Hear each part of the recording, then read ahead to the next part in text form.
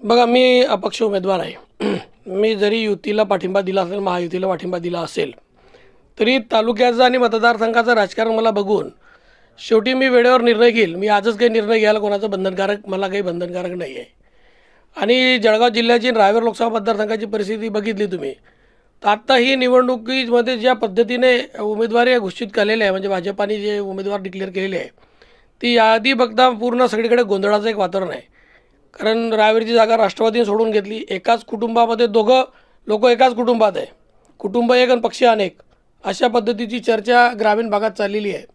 आणि उद्या ही निवडणूक बाय होते की काय अशी चर्चा आता आहे. सध्या तुम्ही बघितलं असेल की नरेंद्र मोदी साहेबांच्या या प्रचार म्हणजे विकासाच्या झंझावातामध्ये चांगले चांगले लोक त्यांच्या बरोबर जायला तयार होत्या. तसं आता असं वाटायला लागलं आहे की राष्ट्रवादी डमी उमेदवार देते काय.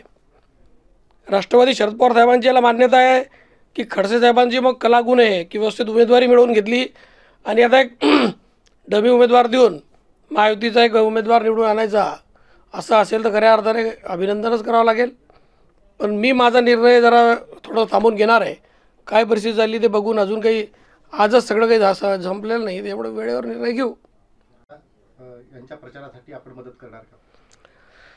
बघा, प्रचाराचा विषय जसा खडसे साहेब महाविकास आघाडीचा प्रचार करतील, म्हणजे ज्या पद्धतीने करतील, ज्या ढंगाने करतील, त्याच ढंगाने मी महायुतीचा प्रचार करेल. खडसे साहेबांचा प्रचाराची जी पद्धत असेल तशीच पद्धत माझी पण असेल. मी पण तसंच महायुतीचा रावेर लोकसभा मतदारसंघामध्ये प्रचार करेल.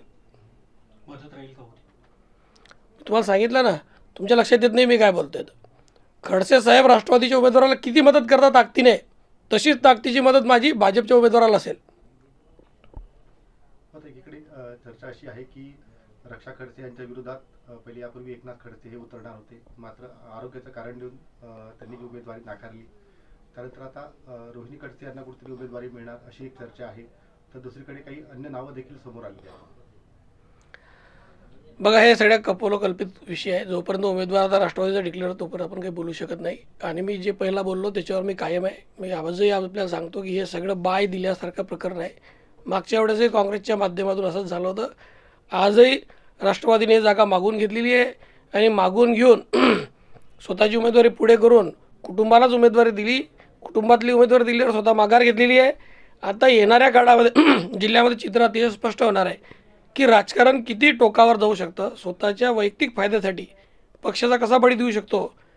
तो महाराष्ट्र राज्यातलं हे चांगलं उदाहरण असेल, देशातलं चांगलं उदाहरण असेल. पण आम्हाला त्याचा काही फरक नाही पडत. महायुतीला त्याच्यामध्ये जागा काउंट होते ना, भरपूर विषय झाला. पण जे निष्ठेच्या गप्पा मारता, जे तत्वाच्या गप्पा मारता, जे पक्षाच्या गप्पा मारता, ते कशा पद्धतीत पक्षाला किंवा त्या पक्षाचा उमेदवाराला बळी देण्याचा प्रयत्न करता, याच्यातून चांगलं उदाहरण देशासमोर जाणार आहे. एकंदरीत इच्छुक हे आत्ता माझी काही कोणाची चर्चा करण्याची मानसिकता नाही आहे. येणाऱ्या निवडणुकीमध्ये मी अपक्ष उमेदवार होतो, त्याच्यामुळे मी कोणाच्या बंधनात नाही आहे. येणाऱ्या निवडणुकीमध्ये पण मी माझ्या पद्धतीत नियोजन करेल. हे निवडणुकीचं नियोजन बघून असं वाटतं सर्वसामान्य साधारण कार्यकर्त्याचं नियोजन राजकारण नाही. जे 2-2, 3-3 पक्षावर निष्ठा ठेवता अशा लोकांचंच राजकारण आहे. जे निष्ठेने चालता, जे मागे उभे राहता, जे तुम्ही सांगितले शब्द प्रमाण मानता, अशा लोकांचं राजकारण राहिलं आणि अशा लोकांना दुर्लक्ष केलं जातं. कोणासाठी विमान पाठवलं जातं, कोणासाठी काय पाठवलं जातं, आणि जो खरा कार्यकर्ता आहे त्याच्याकडे दुर्लक्ष केलं जातं. एवढंच मला या निमित्ताने बोलावं असं वाटतंय. एबीपी माझा, उघडा डोळे बघा नीट.